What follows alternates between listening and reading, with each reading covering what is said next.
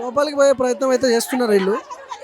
ఆ pollution control బోర్డుకి సంబంధించిన వాళ్ళు అధికారులు కూడా సరైన రెస్పాన్స్ ఇవ్వకపోవడంతో లోపలికి పోయే ప్రయత్నాలు చేస్తున్నారు. పోలీసులు కూడా ఉన్నారు అక్కడ. పోలీసులు అరెస్ట్ చేసే ప్రయత్నం జరుగుతుంది నాకు తెలిసి.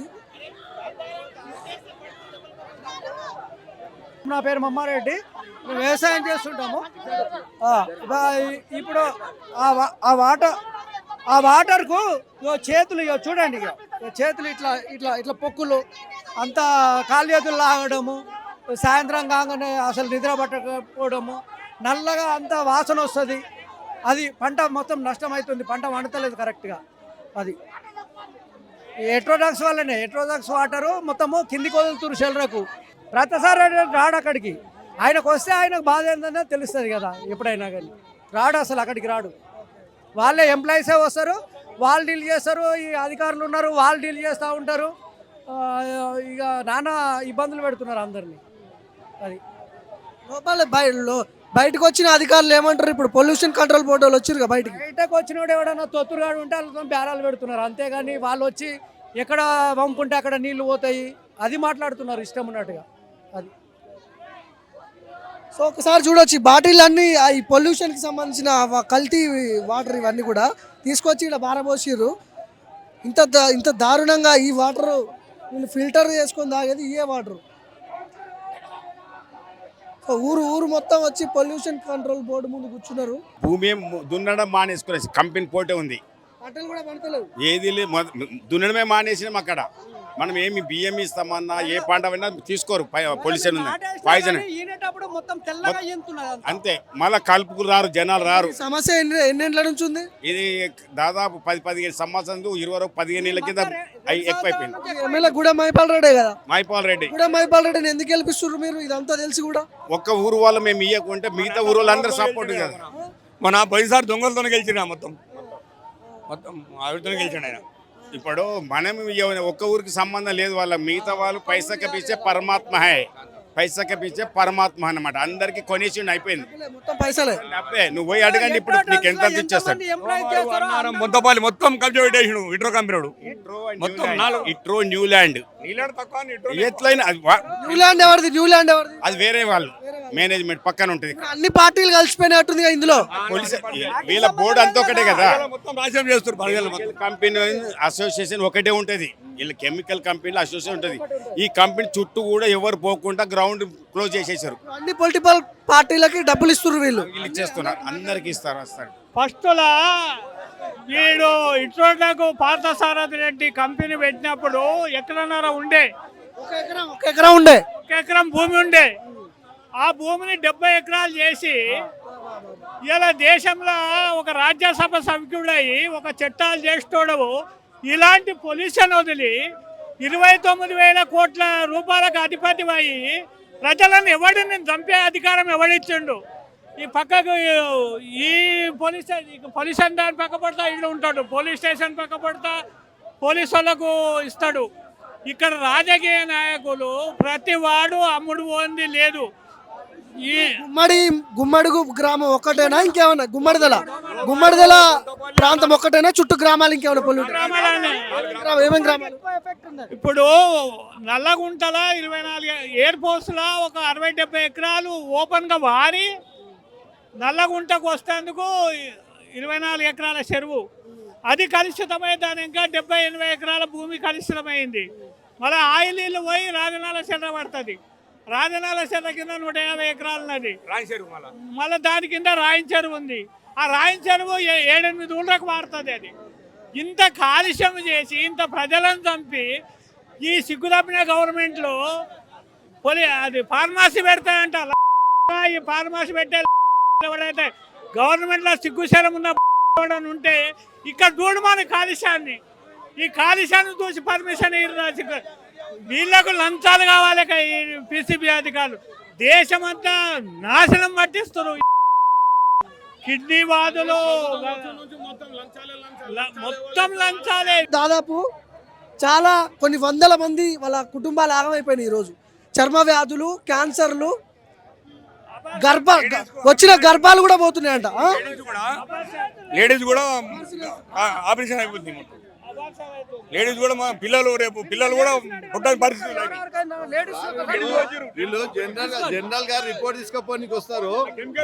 రిపోర్ట్ తీసుకుపోయిన వచ్చినప్పుడు ఏం చేస్తారు, పీసీ వాళ్ళు ఏం చేస్తా కార్లో షాంపిల్ తీసుకొని పోతారు సార్.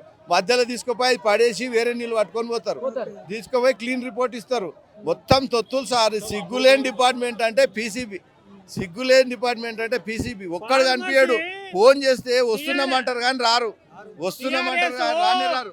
ఓ 10,000 ఎకరాలు తీసిన అంటాడు. ఈ రేవంత్ రెడ్డి వచ్చి 20,000 ఇస్తున్నా అంటాడు. కార్పొరేట్లకు వీళ్ళు కొమ్ము కాస్తందుకు ఉండకపోతే వీళ్ళు ఇస్తున్నారు. ఇటువంటి పొల్యూషన్ అయితే ఆ ఇంట్రోడాక్ యూనిట్ మనకు ఎలాంటి పర్మిషన్ ఇచ్చారు, ఎలాంటి డ్రగ్ ఉంది, ఇలా దానికి పోలిక ఉందా, ఏమైనా దొంగ డ్రగ్ చేస్తున్నా? ఇప్పుడు కళ్ళ కనిపిస్తుంది కాబట్టి తెలిసింది. కనిపించని దొంగ డ్రగ్గులు చేస్తుంటే ఈ పీసీబీ వీళ్ళంతా గవర్నమెంట్ వీళ్ళు ఏం చేస్తున్నట్టు ఇలాంటి చెప్పండి. ఎన్విరాన్మెంట్ సోషల్ వర్కర్ పిఎల్ఎన్ రావు. ఈ ఇన్సిడెంట్ దోమడుకు గాంగనే ఎన్విరాన్మెంట్ సోషల్ వర్కర్ 40 పేజీలు కంప్లైంట్ ఇచ్చిన నేను. పీసీబీకి ఇచ్చిరా? పీసీబీకి ఇచ్చి 3 నెలలు అవుతుంది. ఇంతవరకు టాస్క్ ఫోర్స్ మీటింగ్ లేదు, నోటీస్ లేదు, ఏం లేదు. ఈయనకు ఇప్పుడున్న ఎంఏఎస్ మెంబర్ సెక్రటరీ గారికి ఎజోలో వాళ్లకు 2020 నుంచే పాత పరిచయాలు ఉన్నాయి. యాదాద్రి జాయింట్ కలెక్టర్గా పనిచేసినప్పటి నుంచి అప్పుడు అన్ని పార్టీలు అక్కడ వ్యతిరేకిస్తే ఈయన దగ్గరుండి పబ్లిక్ హియరింగ్ చేసిండు ఎజోలో గ్రూపు ఎట్రోది.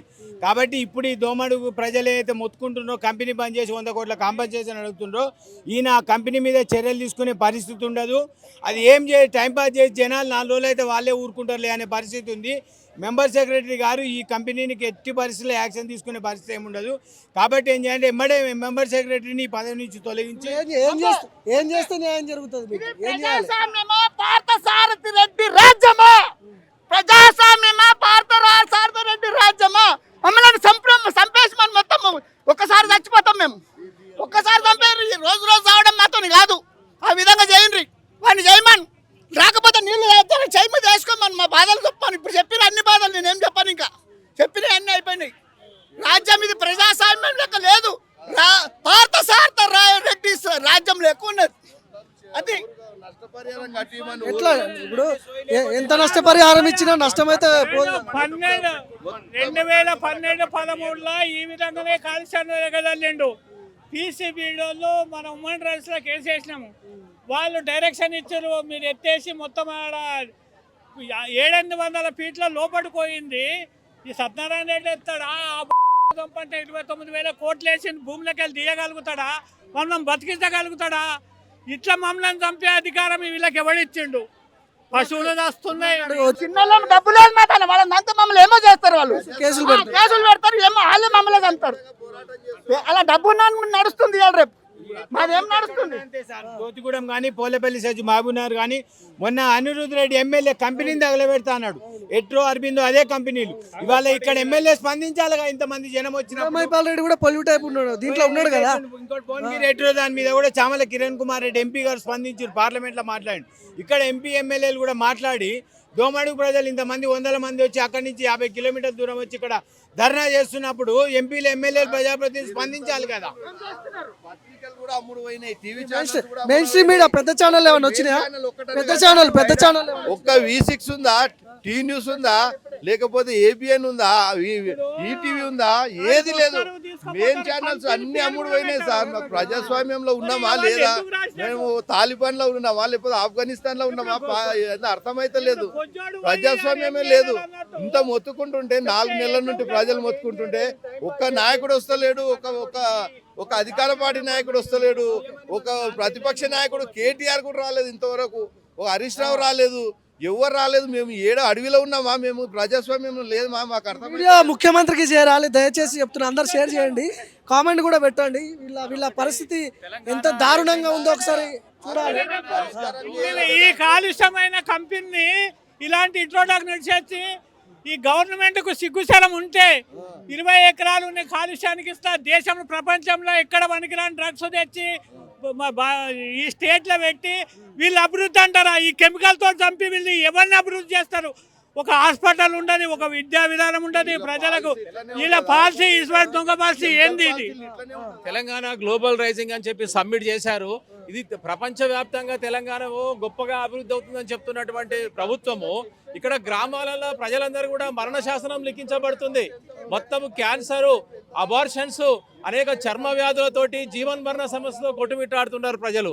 ఈ యొక్క ఫార్మా ఇండస్ట్రీస్ యొక్క కాలుష్యం వల్ల ప్రజలందరూ కూడా అనేక రోగాలను బాటి చనిపోయేటువంటి అవకాశం ఉంది. కాబట్టి ప్రభుత్వం వెంటనే వీటి మీద నియంత్రణ చేయాలి, ఆ కంట్రోల్ అనేటువంటిది చేయాలని చెప్పి ప్రజలందరూ కూడా డిమాండ్ చేసి పీసీ కంట్రోల్ బోర్డుని ముట్టడించడం జరిగింది.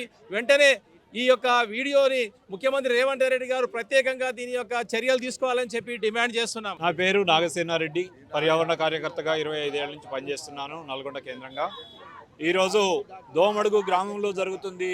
ప్రజల ఆందోళనని పాలకవర్గం కానివ్వండి, రాజకీయ పార్టీలు కానీ పట్టించుకోకపోవడం తీవ్రమైన నిర్లక్ష్యం. ఇది బ్రతికే హక్కుని కాలరాయడమే.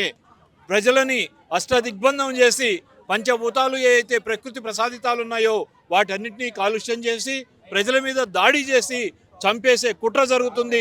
దీని పట్ల తక్షణమే రాజకీయ పార్టీలన్నీ స్పందించాలా, ముఖ్యమంత్రి గారు తక్షణమే స్పందించాలా. మరి తెలంగాణ రైజింగ్ అంటాం కాదు, మీ రైజింగ్ రథచక్రాల కింద బలైపోతున్న దోమడుగు ప్రజల్ని మరి వాళ్ళకి ఏం న్యాయం చేస్తారు? కొన్ని 100 కోట్ల రూపాయల నష్టపరిహారం తక్షణమే చెల్లించి ఆ చెరువుల్లో నీటిని మొత్తాన్ని ఎత్తించాలని, లేకుండా శుద్ధి చేయాలని చెప్పి కాలుష్యరహితంగా ఉండాలని, అప్పుడు దాకా తక్షణమే ఈ కంపెనీలు మూసేయాలని ఓ పర్యావరణోద్యమకారుడిగా డిమాండ్ చేస్తున్నాం.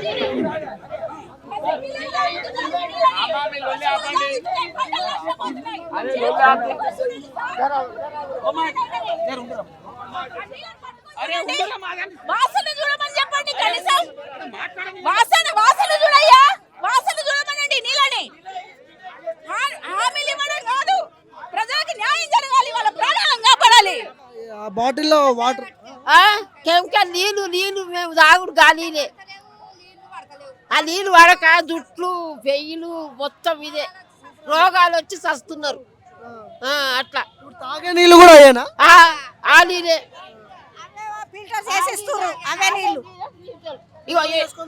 జుట్లు కూరలు వాయంటే ఏమన్నా పిల్లలు కూడా ఇట్లా ఊచిపోతున్నాయి. అన్ని ఇవి ఆపరేషన్లు అయినాయి ఇక్కడ చూడు. దానివల్ల వాటర్ వల్లనే ఇవేంటివి ఇవన్నీ తెచ్చేది ఉండే తేలేను. కాళ్ళు నడుములు ఎన్నేళ్ళ నుంచే జరుగుతుంది. మస్తు రోజులు అవుతుంది. అబ్బా మరి ఎమ్మెల్యేని ఎట్లా గెలిపిస్తారు మీరు? మరి ఏం చేస్తాం మరి? గూడెం మైపాల్ రెడ్డి ఊరికే పడిపోతున్నాం మేడం, కింద పడ్డావా? పడిపోతున్నాం దానివల్ల నీళ్ళు నోట్లో పోయేస్తలేదు, గిన్నె తాగొస్తలేదు బిడ్డ నీళ్ళు. ఇరిగిందా చెయ్యి?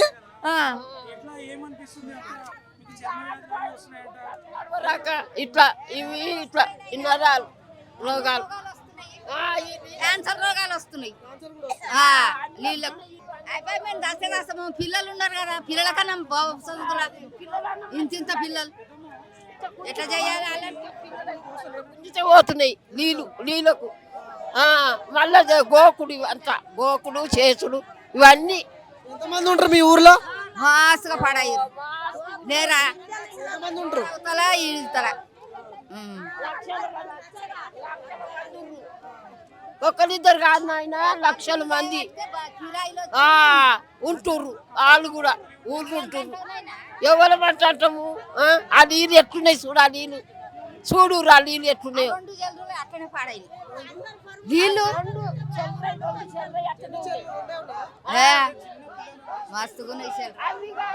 తీసి అవి ఇస్తుంది.